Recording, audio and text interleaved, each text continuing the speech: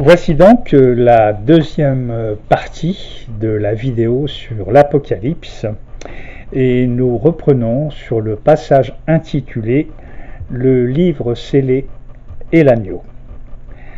On nous parle d'un livre scellé de 7 sceaux et l'on nous dit, l'auteur, que l'Apocalypse, nul ne fut trouvé digne d'ouvrir le livre ni d'y jeter les yeux. Et on lui dit, ne pleure pas, le lion de la tribu de Juda, le rejeton de David, qui a remporté la victoire, ouvrira les livres des 7 sceaux. Donc évidemment, on nous parle du Christ, qui, lui, ouvre le livre des 7 sceaux. Mais je tiens quand même à insister sur le fait que le Christ ouvre les livres, mais pour l'instant, ne participe pas à l'Apocalypse. Il ne fait que la révéler, d'où l'appellation Apocalypse. Donc l'auteur voit le Christ s'avancer pour recevoir de la main droite de celui qui siège sur le trône de Dieu, donc Dieu lui-même, entouré des 4 animaux traditionnellement que nous trouvons autour de son trône, dont nous avons parlé dans la première partie, donc qui représentent différentes, selon les circonstances, les évangélistes, les éléments de la création, les 4 éléments. Donc ce sont toujours des figures utilisées dans l'Ancien et le Nouveau Testament. Alors l'auteur de l'Apocalypse voit ouvrir le Christ les premiers sceaux. Les 4 premiers sceaux sont donc les chevaux de l'Apocalypse, les fameux cavaliers de l'Apocalypse. Donc, ces chevaux, nous allons les voir maintenant. Le cheval blanc, celui qui le monte, porte une couronne, tient un arc, et il part en vainqueur pour vaincre. C'est le Paraclet. Le cheval rouge, à celui qui le monte, fut donné le pouvoir de ravir la paix de la terre, pour que l'on s'entretue, et lui fut donné une grande épée. C'est le début de l'Apocalypse. Le cheval noir, c'est celui qui annonce les famines. Seuls seront protégés l'huile et le vin. Les récoltes seront maigres, et les hommes auront faim. Le 4e cavalier, le cheval blême, le plus terrible, celui qui le monte, on le nomme la mort, et l'Hadès le suit. L'Hadès chez les Grecs, c'est le séjour de l'âme des morts, donc l'évocation de résurrection possible et non pas de destruction, d'où l'appellation d'Apocalypse, Nouveau Monde. Mais il lui est donné le pouvoir sur le quart de la terre de tuer par l'épée, la famine, la mort et les fauves de la terre. Donc nous ouvrons maintenant le 5e sceau. Le 5e sceau, c'est l'évocation des martyrs et de tous les saints qui ont donc souffert depuis la création du monde, depuis la création que le Christ nous a révélée. Donc ces martyrs, eh bien, ils commencent un peu à s'impatienter puisqu'ils attendent la Jérusalem céleste, la nouvelle. On leur dit de patienter, car d'autres martyrs vont les rejoindre. Martyrs donc qui vont avoir lieu lors des bouleversements, des guerres et donc de tous les événements de l'Apocalypse. Et moi je pense que ces martyrs attendent, entre autres, ont attendu, et malheureusement il y en aura d'autres, tous les martyrs qu'il y a en Orient, tous les chrétiens qui ont été crucifiés, qui ont été brûlés, qui ont été martyrisés. Donc, et cela, mon Dieu, dans un silence très pesant, très lourd, je trouve, que bien peu de gens s'en préoccupent et qu'on a laissé faire les choses. C'est donc la représentation de la tapisserie qui représente donc l'âme des martyrs. Et ce qui est assez remarquable, c'est l'arrière-plan qui nous donne une idée du secret, des secrets qu'il y a encore à révéler. Nous avons la coupe au-dessus, nous avons un coffre en dessous qui contient encore beaucoup de choses, et encore en dessous, tout le mystère, tous ces mystères de l'Apocalypse que nous essayons de comprendre. Nous ouvrons maintenant le 6e sceau. Le 6e sceau nous décrit tous les événements qui vont avoir lieu sur Terre, toutes les guerres, mais particulièrement les événements climatiques, dirait-on. Bouleversement du Soleil et de la Lune, le commencement des bouleversements climatiques qui ont commencé. C'est la période de ce que le Christ appelle notre génération, la génération donc qui va donc du jour de sa naissance en quelque sorte à notre génération de l'an 2000, la génération du poisson qui donc maintenant fait place petit à petit à la génération du Verseau. Le 7e sceau, c'est la période dont nous parle Nostradamus, lui il l'appelle le 7e millénaire. C'est-à-dire que dans le 6e sceau, l'ange jette le feu sur la terre, il précède les autres anges, les 7 autres anges, qui tiennent les 7 trompettes et qui déclenchent alors les cataclysmes qui provoquent la mort du tiers des habitants de la terre et de la mer, de l'empoisonnement du tiers des eaux de la terre qui devient amère. Le 2e et 3e, 4e ange déclenche des cataclysmes sur la mer et sur la terre donc, qui va toucher le tiers de la végétation, le tiers des êtres vivants et le tiers des fleuves. Et surtout, le tiers des fleuves et le tiers des sources, l'eau va devenir absinthe, car un événement, un élément, donc un satellite, un aérolite plutôt, tomberait sur la terre, sur la mer, et rendrait donc toutes les eaux impropres à la consommation, et la pollution serait terrible. Un astre tomba dans la mer, son nom Absinthe. Le tiers des fleuves et les sources devinrent amères, et beaucoup d'hommes mourront à cause de cette eau empoisonnée. Le 5e ange, lui, déclenche la guerre sur la terre, la guerre proprement dite, et là ce ne sont plus seulement des événements climatiques. Donc ce 5e ange, il provoque le tourment des hommes incroyants, mais en évitant de porter préjudice à la végétation, à la création végétale. Il lui est défendu de faire aucun tort à l'herbe de la terre, et à rien de ce qui ne verdoie, ni à aucun arbre, et cela pendant 5 mois. 5 mois, c'est donc la période vraiment de la souffrance des hommes qui vont être touchés par cette maladie, en quelque sorte, par cette souffrance. Et il décrit apparemment l'utilisation d'une arme chimique. Et cette arme chimique, d'après l'Apocalypse, ne toucherait donc que les hommes qui n'ont pas été marqués du sceau de Dieu, donc du baptême, et donc ces hommes qui ne portent pas le sceau de Dieu sur le front, les baptisés, trouveront la mort au bout de 5 mois, après d'affreux tourments, comme celui provoqué par la piqûre d'un scorpion. Donc vous le voyez que le Covid à côté, c'est une amusette. Il y a en même temps la description d'une invasion de sauterelles. Elles sont décrites comme cuirassées de fer et dont le bruit est celui de chars à plusieurs chevaux courant au combat. Elles possèdent une queue armée de dards et dans laquelle réside le pouvoir de nuire aux hommes 5 mois durant. Leur roi se nomme Apollyon, l'ange de l'abîme, le destructeur. En réalité, donc, il nous est décrit une armée d'engins qui possèdent une queue, un dard, donc des canons, des diverses choses pour tuer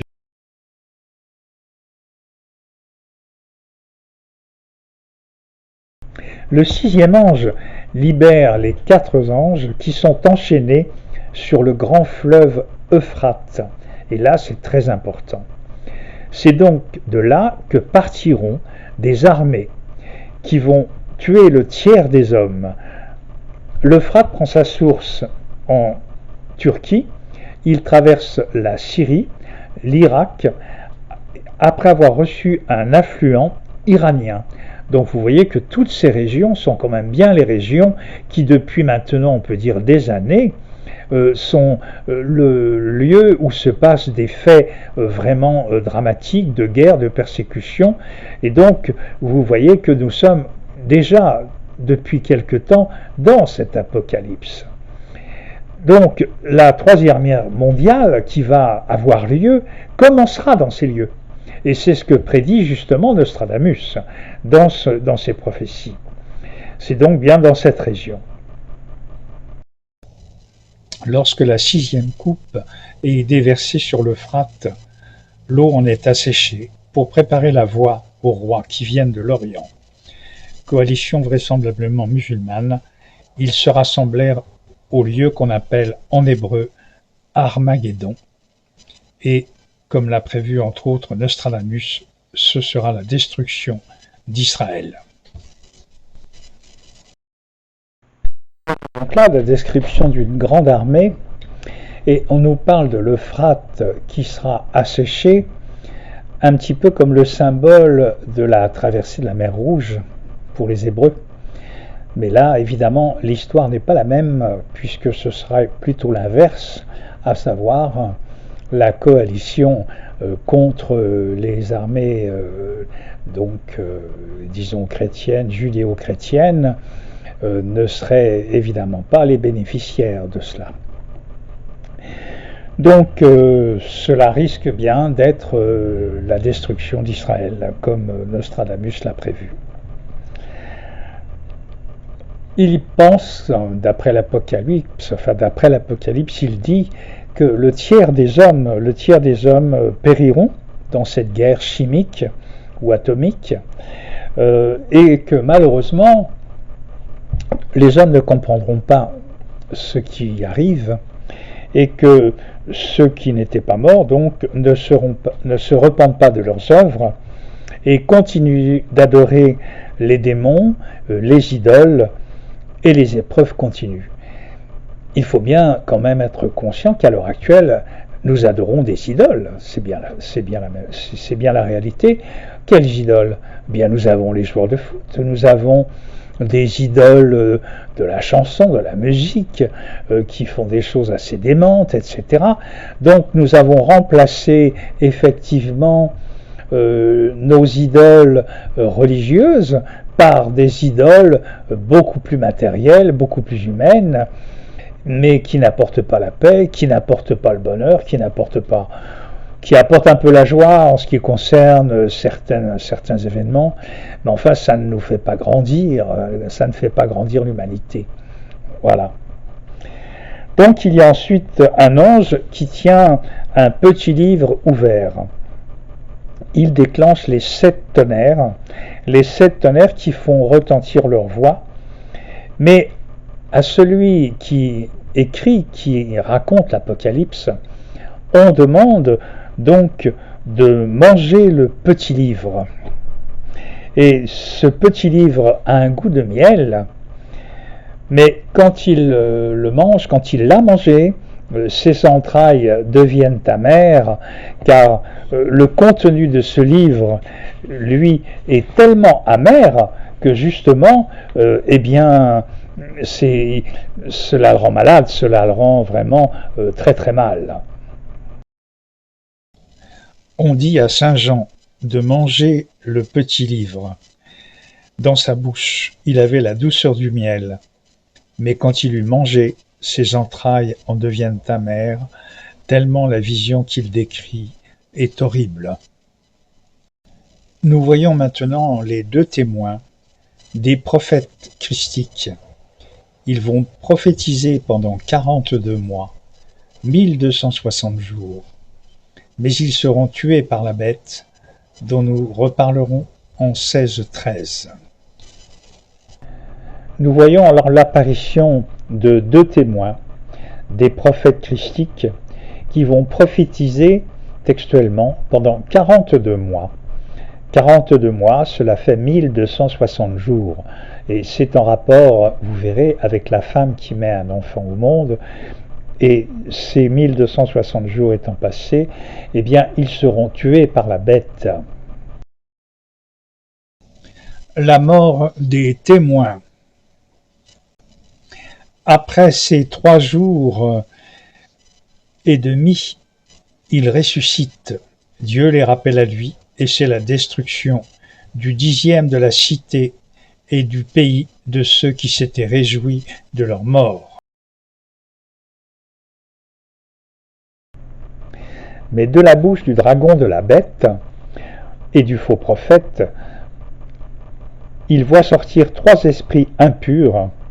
Ils s'en vont trouver les rois du monde entier afin de rassembler pour le combat, pour le grand jour de Dieu. Alors, donc lorsqu'on nous parle de 3 esprits impurs, personnellement, moi je fais, en ayant étudié Nostradamus, je fais le rapprochement de ces 3 esprits impurs avec les 3 antéchrists que prédit Nostradamus.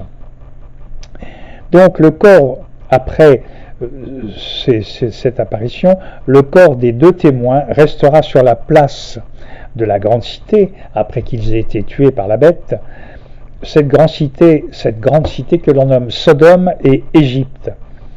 Égypte, là même, dit-il, où leur Seigneur a été crucifié, donc en Israël, vraisemblablement, évidemment. Après ces 3 jours et demi, eh bien, ils ressuscitent. Ils sont rappelés eux aussi, ils ressuscitent et Dieu les rappelle à lui. Et à ce moment-là, c'est la destruction du 10e de la cité. Donc, comme on l'a dit antérieurement, la 10e du cité où a été crucifié le Christ, eh bien, la 10e de la cité et du pays de ceux qui s'étaient réjouis de leur mort. Le 2e malheur est donc passé, et le 3e vient bientôt.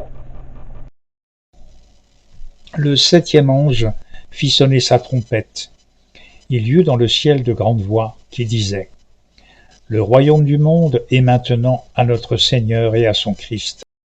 Donc, après que le 7e ange ait fait sonner sa trompette, c'est le temps du jugement pour les morts et le temps de la récompense pour les serviteurs et les prophètes, et le temps aussi de la destruction pour ceux qui détruisent la terre et l'arche d'alliance apparue dans son temple. Il semble que ce soit une pause donc pour les épreuves de l'Apocalypse.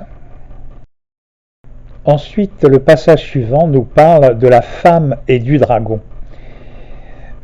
Il dit bien la femme, il ne dit pas la Vierge Marie. Et pourtant, tout le monde s'accorde à dire que c'est le symbole de la Vierge Marie. Et d'ailleurs, souvent la Vierge Marie est représentée sur un croissant de lune, justement en souvenir de cette description de l'Apocalypse qu'il a dit avoir été mise au désert et mise à l'abri par Dieu. Donc, cette Vierge est une nouvelle Vierge qui va mettre un enfant au monde. Et cet enfant, ça n'est pas le Christ, puisqu'il est déjà né. Cet enfant, pour moi, c'est le Paraclet. Car où en sommes-nous? Et surtout, ce que l'Apocalypse explique, en quelque sorte, c'est que toutes les religions actuellement sont dans l'impasse, pratiquement. Elles ont, paraît-il, semble-t-il, le même Dieu, mais en définitive, elles ne s'entendent pas, alors qu'elles devraient, puisqu'elles ont le même Dieu. Et les choses n'avancent pas. Donc le Christ l'a dit, il enverra un prophète qui continuera d'expliquer les choses aux hommes, les choses que les hommes contemporains du Christ n'avaient pu comprendre. Et il dit même que tout le monde ne peut pas comprendre, tout le monde entend certaines choses mais ne les comprend pas. C'est dans la parabole de la semence, par exemple. Et donc, cette annonciation du Paraclet on nous dit qu'il doit paître toutes les nations avec une verge de fer, et comme c'est écrit dans l'Apocalypse. Mais la bête qui a agi en envoyant les sauterelles, donc les armées, qui ont tué les hommes après 5 mois de souffrance, sous le commandement de leur roi, donc Abydalion, et l'ange de l'abîme, le roi, qui a pris la place de Jésus. Le destructeur, il essaie de tuer l'enfant de la Vierge, mais elle met au monde un enfant mâle. C'est lui qui doit mener donc paître toutes les nations avec une verge de fer, donc ce Paraclet, et c'est celui-ci qui a mis à l'abri auprès de Dieu, alors que la femme s'enfuit au désert, où Dieu lui a fait préparer une place pour qu'elle y soit nourrie, et là on nous redit, pour qu'elle y soit nourrie, donc pendant 1260 jours, donc la même période où les prophètes donc ont prophétisé. Nous voyons ici donc la représentation d'un ange qui donne des ailes à la femme afin qu'elle échappe à la bête qui essaye de la dévorer.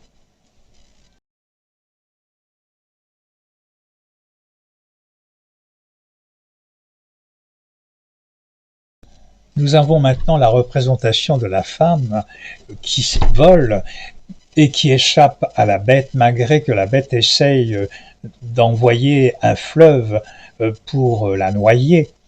Et donc la femme ensuite continue d'aller vers le désert pour donner naissance au nouveau Christ, au Paraclet, disons. Donc car une bonne partie donc de l'Apocalypse, c'est pour annoncer cette venue du Paraclet, qui sera donc le successeur du Christ. Voilà. On a compris maintenant que les deux témoins ont prophétisé la venue du Paraclet pendant 1260 jours, période pendant laquelle la femme, la Vierge, la nouvelle Vierge, donnait naissance au Paraclet.